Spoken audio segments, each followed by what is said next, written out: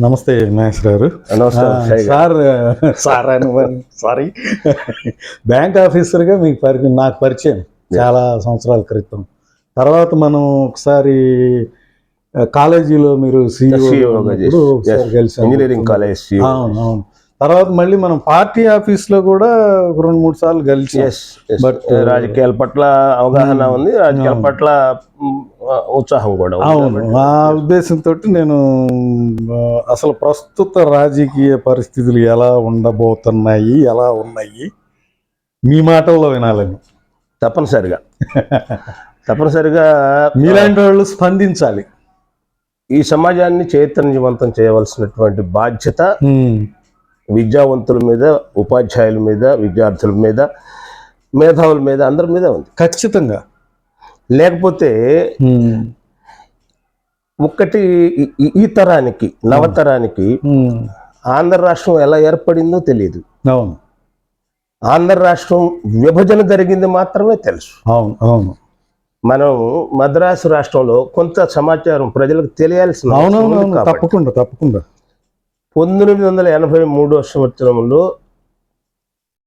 అన్న నందమూరి తారక రామారావు గారు తెలుగుదేశం పార్టీ పెట్టే వరకు కూడా భారతదేశ చిత్రపటంలో భారతదేశానికి ఒక పటం ఉంటుంది. ఆ పటంలో ఆంధ్రప్రదేశ్ అనే బొమ్మ ఉంటుంది, కానీ అది ఆంధ్రులది కాదు. అది ఎక్కడైనా ఎవరికైనా ఉత్తర భారతదేశం ఏ దేశం వెళ్ళినా కూడా మీరు మద్రాసీలా అని అడిగేవాళ్ళు.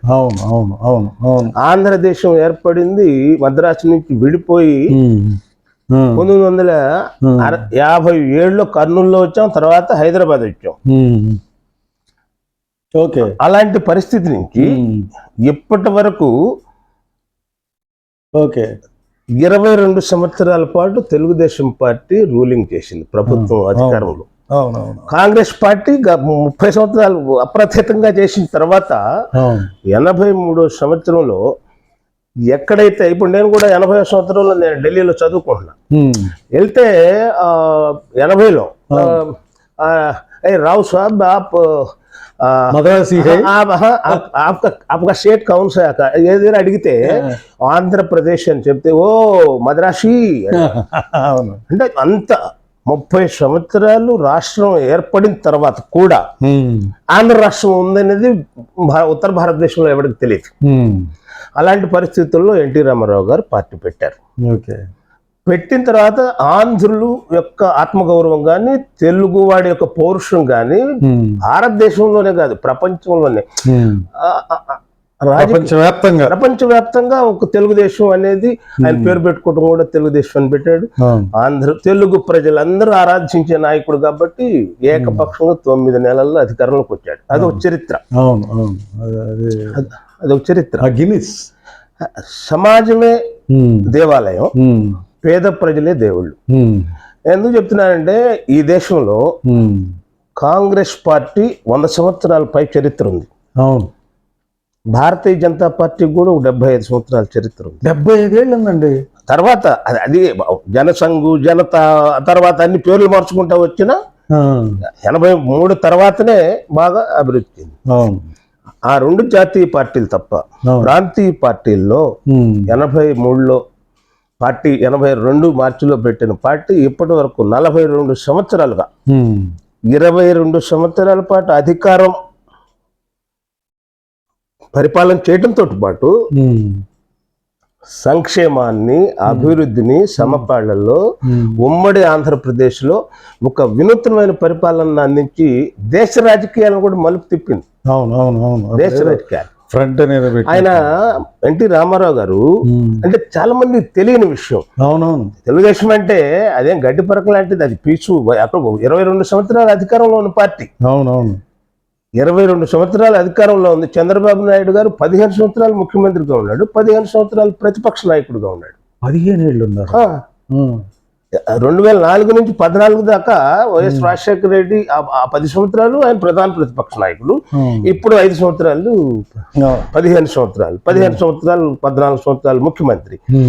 ఎన్టీ రామారావు గారు 7.5 సంవత్సరాలు ముఖ్యమంత్రి.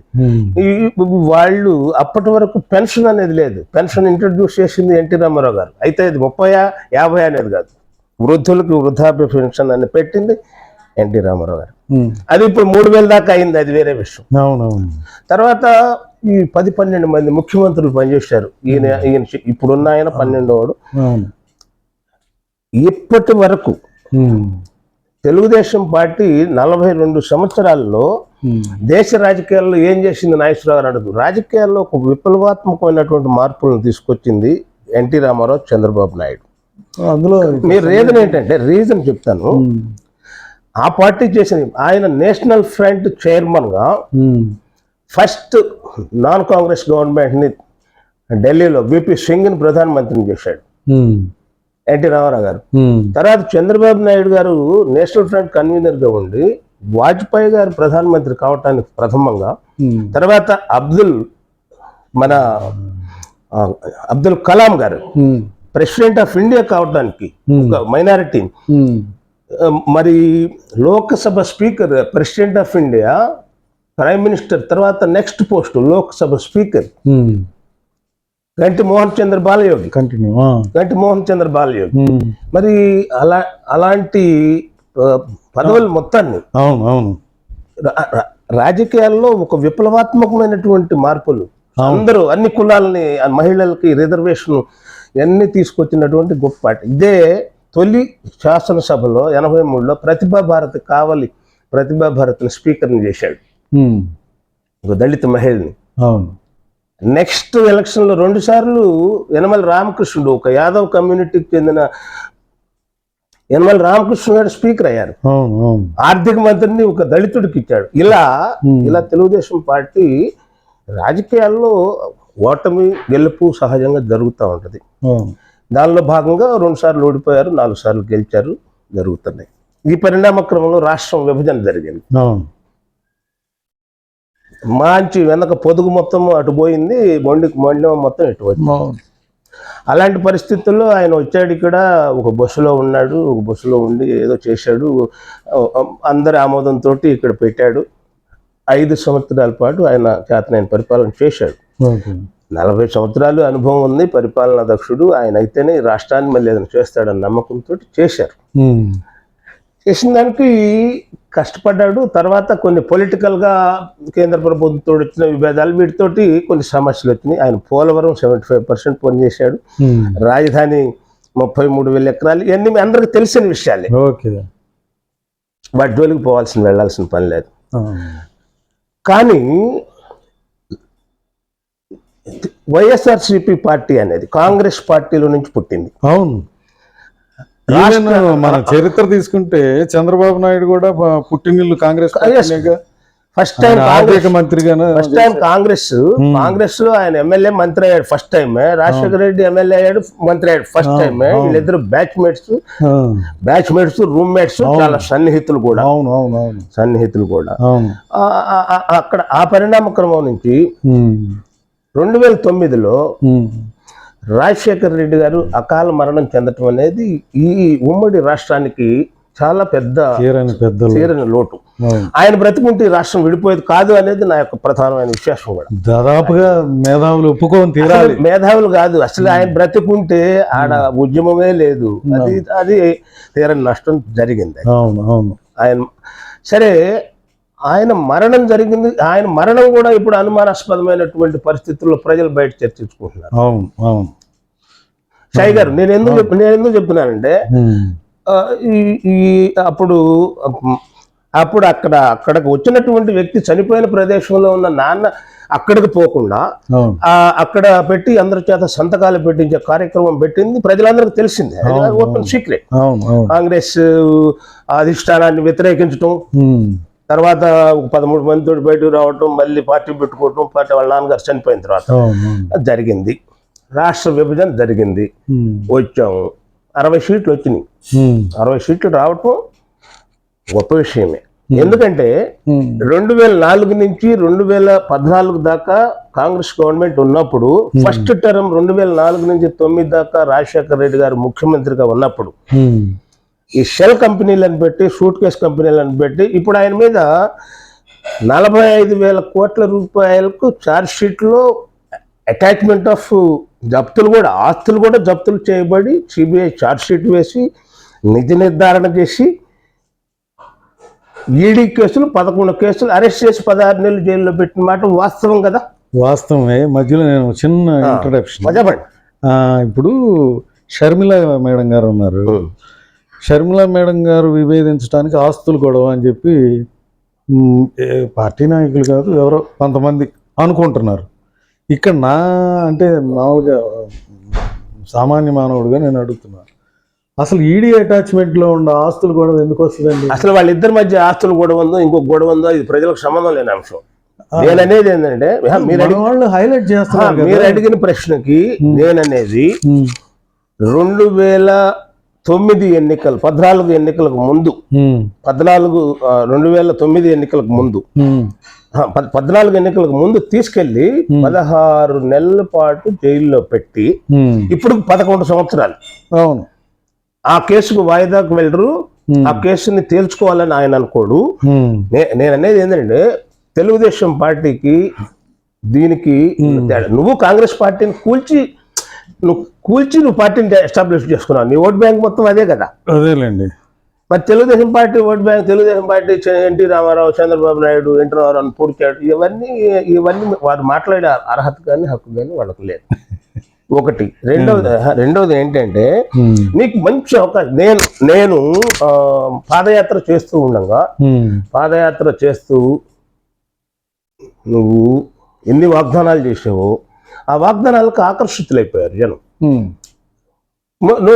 3000 కిలోమీటర్లు 3000 చంద్రబాబు నాయుడు ఏమి చేశాడు, ఏమి ఇచ్చాడు దానికన్నా 14 సంవత్సరాలు ముఖ్యమంత్రిగా చంద్రబాబు నాయుడు గారిని చూశాం కదా.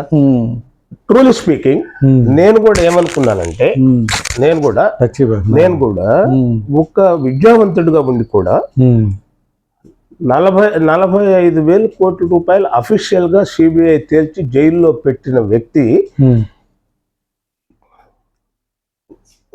ఇంకా అన్అఫీషియల్ గా చాలా డబ్బులు సంపాదించుకుని ఉంటాడు. కానీ ముఖ్యమంత్రి ఒకసారి అయితే ఇతను ఒక రాబిన్ హుడ్ లాగా నెంబర్ 1 గా చేస్తాడు గ్యారంటీ. కానీ నేను అందరికి చెప్పాను గ్యారంటీగా ఈసారి అతను గెలుస్తాడని. ప్రజల్లో ఒకటి 2019 ఎన్నికల్లో జరిగినది ఏమిటి అంటే చంద్రబాబు నాయుడు గారు గెలవాలి, ఈ ఎమ్మెల్యే ఓడిపోవాలి. 175 మంది అట్లా వేశారు. ఆ ఎమ్మెల్యే ఓడిపోతే చాలు. ఆ ఎమ్మెల్యేల మీద అంత వ్యతిరేకత వచ్చింది తెలుగుదేశం పార్టీలో. ప్రభుత్వ వ్యతిరేకత తోటు అదనంగా ఈ స్థానిక ఎమ్మెల్యే మీద ఇదిగో ఈ ఎమ్మెల్యే ఈ వినుకొండ ఈ ఎమ్మెల్యే ఓడిపోవాలి, చంద్రబాబు ఎట్టానికి గెలుస్తాడు. అట్లా ఓడించి 23కి పరివర్తన చేశారు. దారుణమైన ఓటమి. ఆ తర్వాత అతను పరిపాలనని గనక దృష్టి పెట్టి ప్రజల శ్రేయస్సును దృష్టిలో పెట్టుకొని రాష్ట్ర శ్రేయస్సును దృష్టిలో పెట్టుకొని గనక పరిపాలన చేసుంటే 30 సంవత్సరాలు అతనే సీఎం. దేంతో మొదలు పెట్టాడు? ప్రజావేదిక కూల్చడంతో మొదలు పెట్టాడు. కూల్చాడు. 10 కోట్ల రూపాయలు ప్రజావేదిక కూల్చాడు. కానీ దాని శిథిలాలను ఇంతవరకు తీలా. దాన్ని ఏమంటారు? సైకో అనరా అంటారా? 100% మీరు చెప్పాలి అది. రెండవది కష్టకాలంలో ఉండగా 3200 కిలోమీటర్ల పాదయాత్ర చేసిన షర్మిల రెడ్డిని మరి ఇవాళ ఎందుకు బయటకు పోయింది, అసలు ఏం పదవి ఎందుకు లేదు, అయ్యి మరి సద్దల రామకృష్ణారెడ్డికి అంత పదవి ఏంది, వైవి సుబ్బారెడ్డికి మరి ఇన్నిసార్లు పదవులు ఏంది అనేది ప్రజలు చర్చించుకుంటారు.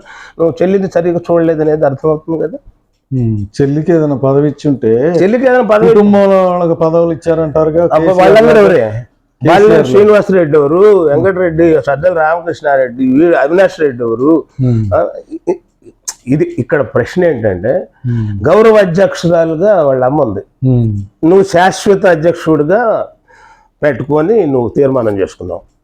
నువ్వు అధ్యక్షుడు నువ్వే కదా, గౌరవాధ్యక్షురాలు అంటే ఎప్పుడు నువ్వు ఉండవు, ప్రెసిడెంట్గా నువ్వు ఉంటావు. నన్ను హానరీ ప్రెసిడెంట్ అంటే హానరీ ప్రెసిడెంట్కి ఏమి ఉండదు కదా. మరి ఆమెను ఆ పదవి నుంచి తీసేశాడా? తేడా చెప్తున్నా నేను దానికను దీనికి. ఇప్పుడు ప్రజలని టీడీపీలో పార్టీ అధ్యక్షుడిగా ఎన్టీ రామారావుని కూడా తొలగించినట్టున్నారా అప్పుడు ఆ మూమెంట్ లో? అసలు ఆయన పార్టీ నుంచి వెళ్ళిపోయాడు కదా. ఆ పార్టీ ఆయన కోర్టు ద్వారా కదా తప్పించింది కాదు. పార్టీ కోర్టు నుంచి ఆ అకౌంట్స్ కూడా తెలుగుదేశం పార్టీ ఆయన చెక్ పవర్ అదంతా ఆయనకుంటే అదంతా కూడా ఇటు ట్రాన్స్ఫర్ చేయించుకున్నారు. అధ్యక్షుడిగా తొలగించింది మాత్రం పార్టీ తొలగించింది. ఆయన అప్పుడు అన్న ఎన్టీఆర్ పెట్టుకొని ఆయన పార్టీ అధ్యక్షుడు అయ్యాడు. ఎవరు హరికృష్ణ అనుకుంటారు. వెంటనే లక్ష్మీపార్వతి ఎన్టీఆర్, లక్ష్మీ పార్వతి కరెక్ట్ తెలుగుదేశం ఎన్నికల్లో సక్సెస్ కాల ఏజ్ ఎన్నికల్లో కూడా పోటీ చేశారు. రెండవది ఏంటంటే మీరు కొన్నిటికి సమాధానాలు ప్రజలు 2019లో 151 సీట్లు ఇవ్వటానికి ప్రధానమైన కారణాల్లో ప్రతి దానికి వాగ్దానానికి ఆకర్షితులైపోయారు. ఈ ఒక్కసారి ఇతనికి ఒక్క ఛాన్స్ దెబ్బకి వాషౌట్ అయిపోయారు జనం. ఒక్కసారి ఇస్తే ఏమైంది, ఆయన 3 సార్లు చేశాడు కదా, అన్నీ ఇస్తానంటున్నాడు. యంగ్స్టర్ రెండోది కూడా నేను కూడా ఈ డబ్బులతో పని లేదు, బాగా సంపాదించాడు, బాగా పరిపాలన చేస్తాడు. ఆయనే చెప్పాడుగా ఒక ఇంటర్వ్యూలో, నాకు డబ్బులు వద్దు. ఇదే ఆయన చెప్పింది, నేను యాజ్ టీజ్గా చెప్తున్నాను, మిమిక్రీ కాదులే. నాకు డబ్బులు వద్దు, నేను చనిపోయిన తర్వాత మన ఫోటో పక్కన నా ఫోటో ఫోటోలు పెట్టరు. ఇంకా మీరు జరగబోయేది నేను చెప్తున్నాను. ఇప్పుడు ఫోటోలు పెట్టేది ఏమి ఉండదులే కానీ కరెక్ట్ గా 3 నెలల ముందు ఏప్రిల్లో ఎన్నికలు, ఫిబ్రవరిలోనూ 3 నెలల ముందు ఎవరు చంపారనేది హూ కిల్డ్ బాబాయ్ అనేది ఆ రోజు నారాయణ రక్త చరిత్ర, తెలుగుదేశం అందరూ చంపేశారంటే ప్రజలు నమ్మారు. అది కూడా ఒక కారణం, తెలుగుదేశం పార్టీ దారుణంగా ఓడిపోవడం అలా నమ్మించారు. అది కూడా ఇప్పుడు ఇవాళ హూ కిల్డ్ బాబాయ్ అనేది ఎవ్రీబడి నోస్. అవుననుకోండి, మనం అంటే మాట్లాడుకొని వెళ్ళిపోతారు, మనం రికార్డ్ ఎవరే మాట్లాడడం కాదండి, ఇవాళ చర్చల్లో మొత్తం మాట్లాడుకుంటున్నారు. రెండో కోడి కత్తి విషయం చెప్పండి, అది టొమాటో సాసా లేకపోతే నిజంగానే వాడు గీచాడా, వాడి జైల్లో 5 సంవత్సరాల పాటు నువ్వు ఇక్కడి నుంచి, ఇవన్నీ మీరు ఒక పరిపాలనకి ముఖ్యమంత్రికి ఉండవలసినటువంటి అర్హతలు అతనికి ఉన్నాయా? నేను ఒక మాట చెప్పిన, రైతులు, రైతు కూలీలు, మహిళలు, ఉద్యోగులు, ఉపాధ్యాయులు, విద్యార్థులు, వ్యాపారస్తులు, పోలీసులు కూడా కాదు, పారిశ్రామికవేత్తలు, పోలీసులు, ఎస్సీ ఎస్టీ మైనారిటీ వర్గాలు, కమ్మ, బ్రాహ్మణ, వైశ్య, ఇది కాక పాపం సొంత కులస్తులు, రెడ్డి కులస్తులు కూడా అతీతం కాదు, అతను బాధితులు. రాష్ట్రంలో అత్యంత పొద్దున్నే లెగిస్తే ఎవరిని అరెస్ట్ చేస్తారు, పొద్దున్నే లెగిస్తే ఎవరిని కొడతారు. ప్రజాస్వామ్యం ఉండే రోడ్డు మీద కనీసం ర్యాలీ చేయటానికి లేదు, ప్రదర్శన చేయటానికి లేదు, మాట్లాడటానికి లేదు. పర్మిషన్ తీసుకొని చేస్తారుగా. అరే మీకు అన్ని తెలిసి పర్మిషన్ ఇవ్వాలి కదా.